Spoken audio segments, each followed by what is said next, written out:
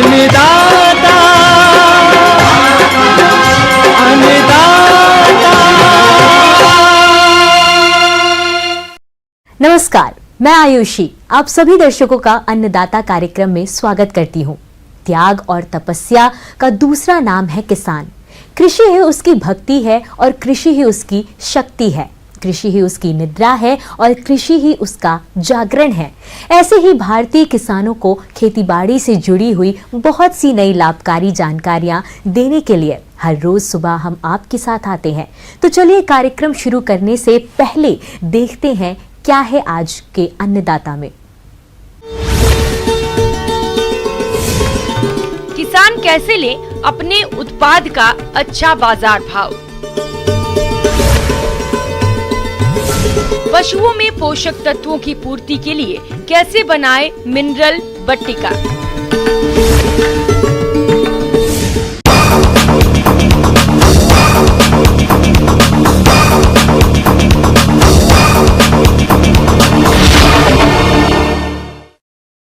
किसान कड़ी मेहनत करके विभिन्न फसलों की खेती करते हैं, लेकिन कई बार किसानों को अपनी उपज का अच्छा बाजार भाव नहीं मिल पाता और किसानों को नुकसान उठाना पड़ता है। तो किसान भाइयों, आपको अपनी उपज का अच्छा बाजार भाव मिले, इसके लिए आप उपज को मंडी में बेचते समय कौन कौन से कार्यों को करें, इस बारे में जानकारी दे रहे हैं कृषि विज्ञान केंद्र गुंता अलवर के कार्यक्रम समन्वयक डॉक्टर SK शर्मा।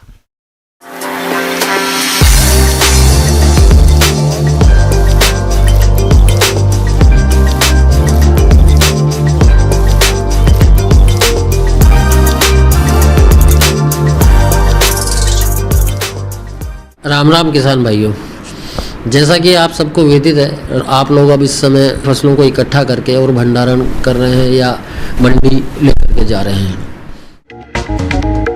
अक्सर देखने में आता है कि किसान भाई कड़ी मेहनत करके फसलें उगाते हैं, पर जब समय आता है फसल उत्पाद को बेचने का तो जल्दबाजी कर देते हैं, जिसके कारण उनको उत्पाद का मंडी में अच्छा मूल्य नहीं मिल पाता।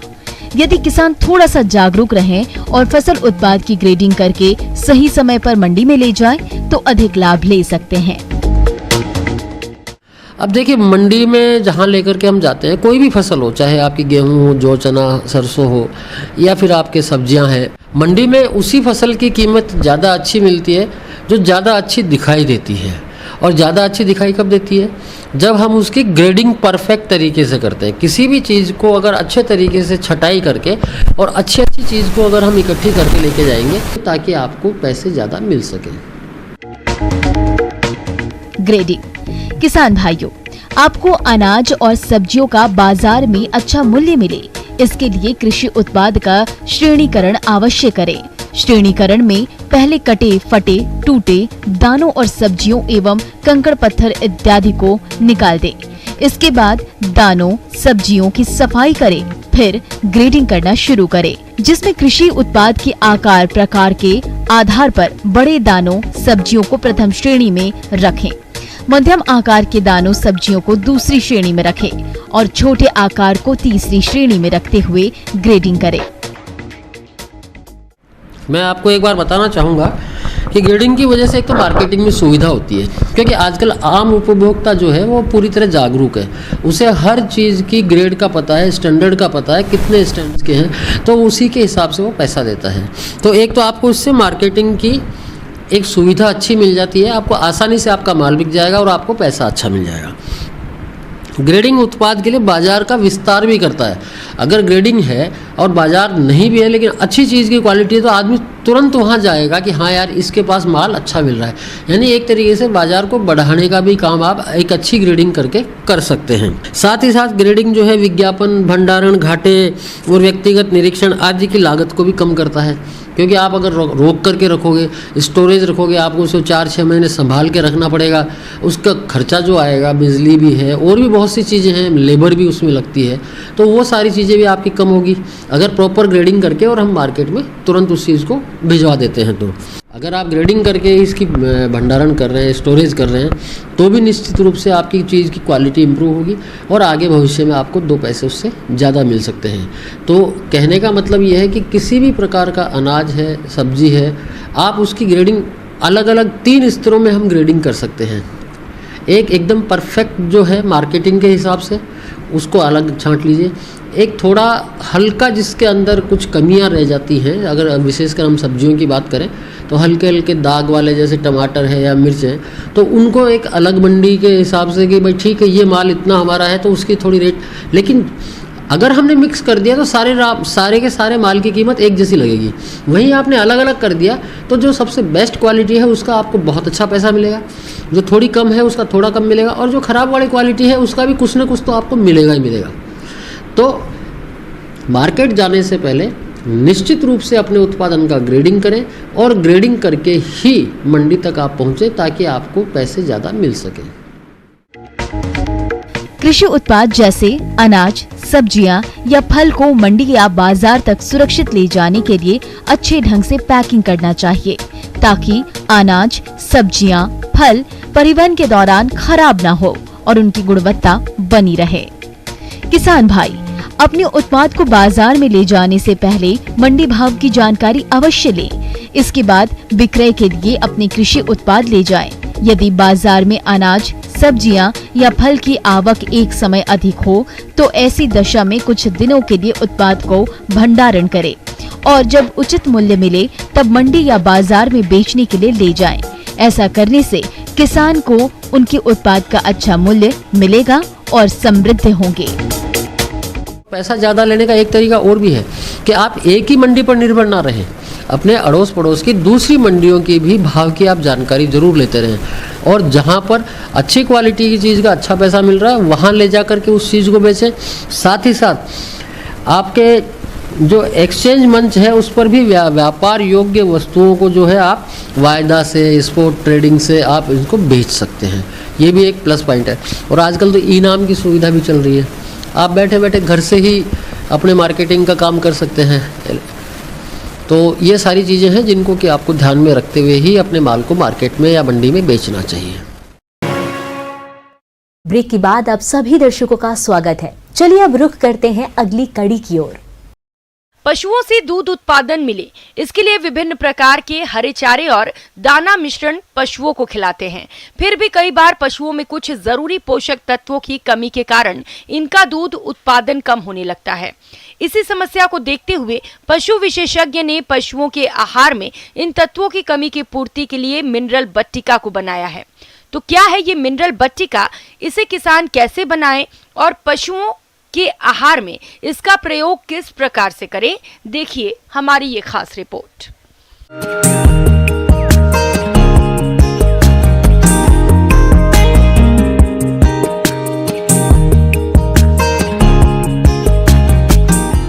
यूरिया मिनरल मिलासेस ब्लॉक जो है ये दुधारू पशुओं के लिए काफ़ी ज़रूरी है, खास करके वैसे जानवरों के लिए जो ड्राई फॉडर बेस्ड जिनका खाना है, जो शहरी क्षेत्र के जो डेयरी फार्म्स हैं या वैसे किसान जिनको पूरे साल पर्याप्त हरा चारा का उपलब्धता नहीं हो पाता है, वैसे डेयरी फार्मर्स के लिए ये काफ़ी बहुत ज़रूरी है।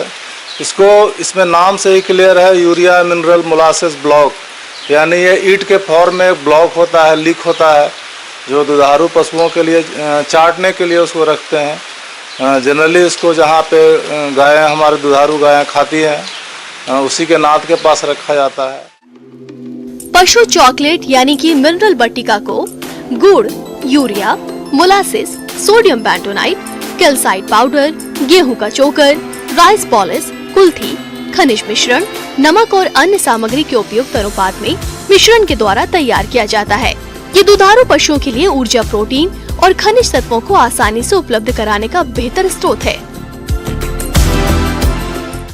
इसमें मोलासेस है जो एक एनर्जी का सोर्स है, यूरिया डाला जाता है, व्हीट ब्रान का इस्तेमाल होता है, उसके अलावा बेंटोनाइट्स वगैरह यूज करते हैं।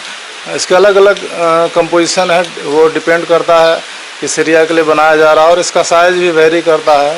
और मिनरल्स वो जो सबसे ज़रूरी है रिप्रोडक्टिव फंक्शन को, उनको परफॉर्मेंस को बनाए रखने के लिए, और भी कुछ डाला जाता है इसमें सीमेंटिंग एजेंट्स, जिसकी वजह से ये ईंट के फॉर्म में बन जाता है। तो ये जानवरों के लिए एनर्जी का एक सोर्स है, प्रोटीन का एक रेडी सोर्स है।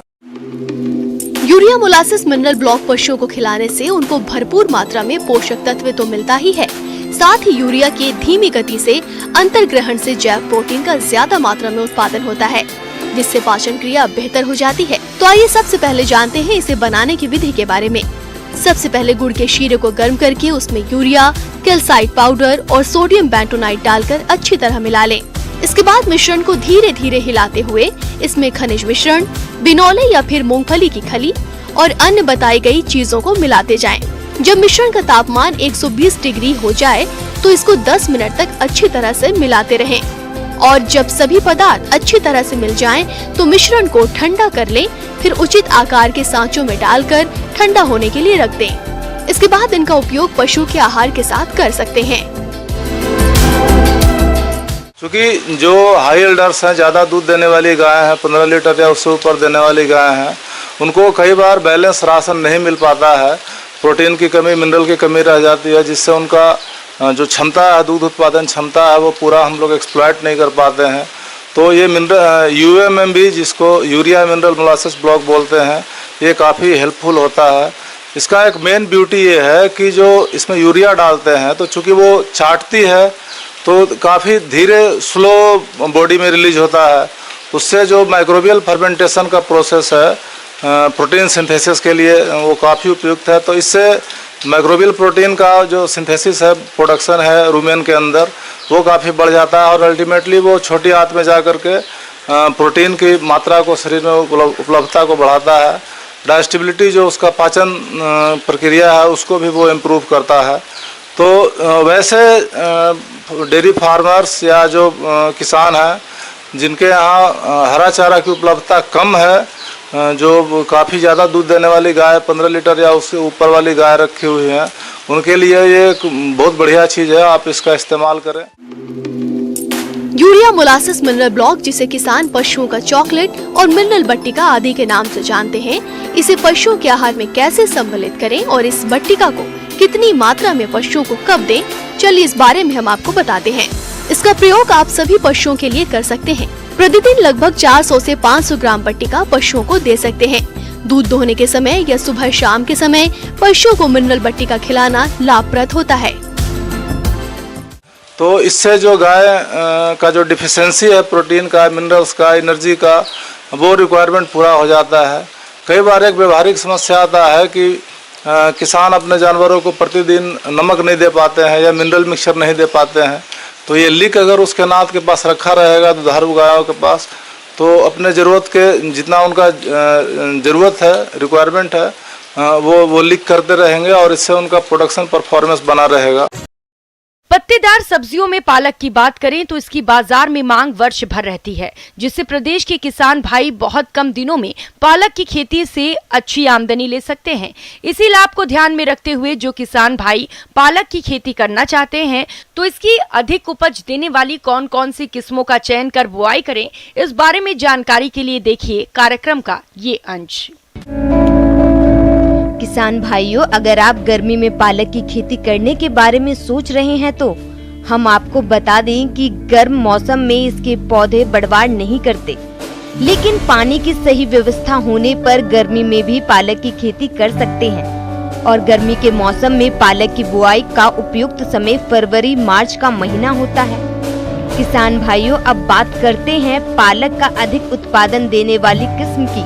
तो उसमें प्रमुख है आल green, Pusa Palak, Pusa Harit, Pusa Jyoti, Jobner green, Hisar selection 23, Pant composite, Pusa Bharati इत्यादि। आप इनमें से किसी भी किस्म का चयन कर बुआई कर सकते हैं। पालक की खेती के लिए जीवाश्म युक्त बलुई दोमट मिट्टी या मटियारा दोमट मिट्टी सबसे उपयुक्त होती है। इस तरह की मिट्टी में पालक के पौधे बढ़वार अच्छी लेते हैं। पालक की खेती अम्लीय मिट्टी में नहीं होती, लेकिन क्षारीय मिट्टी में पालक की अच्छी पैदावार होती है। खेत की तैयारी के लिए पहले जुताई मिट्टी पलटने वाले हल से करनी चाहिए। उसके बाद 2-3 जुताई कल्टीवेटर से करनी चाहिए, जिससे खेती की मिट्टी भुरभुरी हो जाए। उसके बाद खेत में पाटा लगाकर भूमि को समतल बना लेना चाहिए। किसान भाइयों, पालक की अच्छी पैदावार प्राप्त करने के लिए संतुलित मात्रा में खाद एवं उर्वरकों का देना आवश्यक है। खेत की अंतिम जुताई के समय 20 टन प्रति हेक्टेयर गोबर की खाद मिट्टी में मिलाकर देना चाहिए। उर्वरकों की सही मात्रा में निर्धारण मृदा परीक्षण के आधार पर किया जा सकता है।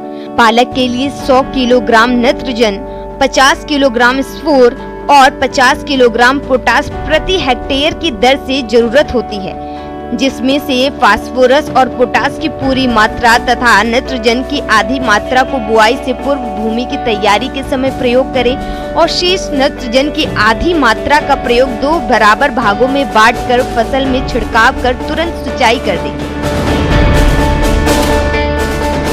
पालक की खेती के लिए 30 किलोग्राम बीज की मात्रा प्रति हेक्टेयर पर्याप्त होती है। बीज और भूमि जनित बीमारियों से पौधों की सुरक्षा के लिए मैनकोजेब दवा 3 ग्राम प्रति किलोग्राम बीज के हिसाब से बीज उपचार अवश्य करें। पालक की बुआई करते समय कतार से कतार की दूरी 25 से 30 सेंटीमीटर और बीज से बीज की दूरी 7 से 10 सेंटीमीटर होनी चाहिए। पालक की बुआई के बाद हल्की सिंचाई करना जरूरी होता है। पालक की फसल में रासायनिक विधि से खरपतवार नियंत्रण के लिए खरपतवार नाशी दवा पेंटामेथेलियन 3.3 लीटर को 1000 लीटर पानी के हिसाब से घोल बनाकर प्रति हेक्टेयर की दर से बुआई के 72 घंटे के अंदर छिड़काव करें, जिससे पालक की फसल में खरपतवारों का प्रकोप कम हो जाता है। इसके अलावा पालक की खड़ी फसल में खरपतवार नियंत्रण करने के लिए समय समय पर निराई गुड़ाई कर फसल को खरपतवारों से मुक्त रखें, जिससे पालक की फसल का उचित विकास हो सके। किसी भी फसल से अच्छा उत्पादन प्राप्त करने के लिए सिंचाई करना जरूरी होता है और पालक के बीज अंकुरन के लिए नमी की आवश्यकता होती है। नमी की कमी महसूस होने पर हल्की सिंचाई करें। बीज अंकुरन के बाद गर्मी के मौसम में हर 7 दिन के अंतराल पर सिंचाई करने से पालक के पत्तों की अच्छी बढ़वार होती है। पालक की कटाई कोमल और रसीली अवस्था में करनी चाहिए ताकि बाजार में अच्छी आय प्राप्त हो। अच्छी किस्म की बुआई करने पर पालक की पत्तियों की उपज 90 से 120 क्विंटल प्रति हेक्टेयर तक मिल सकती है। मौसम के अनुसार प्रबंधनों पर ही टिकी है आपकी खेती बाड़ी, इसलिए मौसम पूर्वानुमान और उस पर आधारित साप्ताहिक कृषि सलाह इस प्रकार है। ग्रामीण कृषि मौसम सेवा भारत सरकार एवं स्वामी केशवानंद राजस्थान कृषि विश्वविद्यालय बीकानेर राजस्थान द्वारा भेजे गए मौसम पूर्वानुमान के आधार पर गंगानगर के किसान भाइयों को सलाह दी जाती है कि आगामी दिनों के दौरान आसमान में आंशिक बादल छाए रहने की संभावना है। इस दौरान अधिकतम तापमान 36 से 37 डिग्री सेल्सियस और न्यूनतम तापमान 19 डिग्री सेल्सियस रहने की संभावना है। इस दौरान दक्षिण पश्चिम दिशा से हल्की गति की हवाएं चलने की संभावना है। मौसम के मिजाज को देखते हुए किसान भाइयों को सलाह है कि समय पर बोई गई गेहूं की फसल में चौथी सिंचाई तीसरी सिंचाई के 25 से 30 दिन बाद बाली बनने की अवस्था पर करें एवं पांचवी सिंचाई चौथी सिंचाई के 15 से 20 दिन बाद दूधिया अवस्था पर करें। यदि गेहूं की अगेती फसल में पत्तियों में पीले हल्दी रंग जैसा पाउडर रेखीय धारियों के रूप में दिखाई दे रहा हो तो इसके नियंत्रण के लिए प्रोपिकोनाजोल 25 EC का 1 मिलीलीटर प्रति लीटर पानी की दर से घोल बनाकर फसल पर छिड़काव करें। चने की फसल में यदि आवश्यकता हो तो दूसरी सिंचाई 90 से 100 दिन की अवस्था पर फली आने पर करें। अगर एक ही सिंचाई देनी हो तो 60 से 65 दिन की अवस्था पर सिंचाई करें। सिंचाई करते समय ये ध्यान रखें कि सिंचाई की मात्रा हल्की हो। जौ की फसल में तीसरी सिंचाई बुआई के 100 से 100 दिन बाद करें। गन्ने के बीज उपचार हेतु गन्ने के टुकड़ों को 3% एरोटीन की 5 ग्राम प्रति लीटर पानी की दर से घोल बनाकर 5 से 10 मिनट तक डुबोकर बुआई करें। यदि खेतों में दीमक कीट का प्रकोप होता हो तो मिथाइल पैराथियान 6 किलोग्राम धूल प्रति बीघा की दर से जुताई के समय मिट्टी में मिला दें।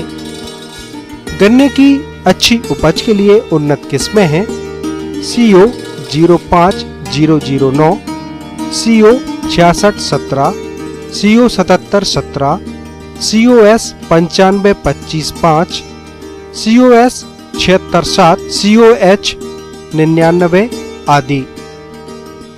बुआई से पूर्व बीजों को फफूंदनाशक रोगों से बचाने के लिए कार्बेंडाजिम 1 ग्राम दवा का प्रति लीटर पानी के हिसाब से घोल बनाकर बीजों को उपचारित करें।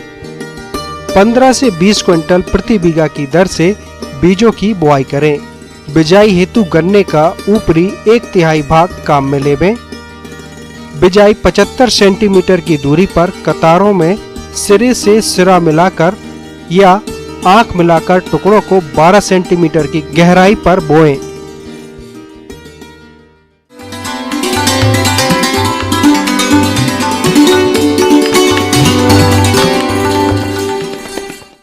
अन्नदाता हेल्पलाइन निशुल्क फोन संपर्क सेवा के माध्यम से आपके द्वारा पूछी गई समस्याओं में से 1 या 2 महत्वपूर्ण समस्याओं को हम अपने कार्यक्रम में शामिल करते हैं। इसी के तहत आज की चयनित समस्या और उसका जवाब इस प्रकार है। अन्नदाता निशुल्क फोन संपर्क सेवा के माध्यम से पूछे गए प्रश्नों में से आज हमने जिस प्रश्न को कार्यक्रम में शामिल किया है उसे पूछा है ग्राम अचलगढ़, जिला कोटा के कृषक उत्तम सिंह ने। आप लहसुन की फसल में थ्रिप्स कीट की रोकथाम के बारे में जानकारी चाहते हैं तो उत्तम सिंह जी आपकी जानकारी के लिए प्रस्तुत है कार्यक्रम का ये अंश।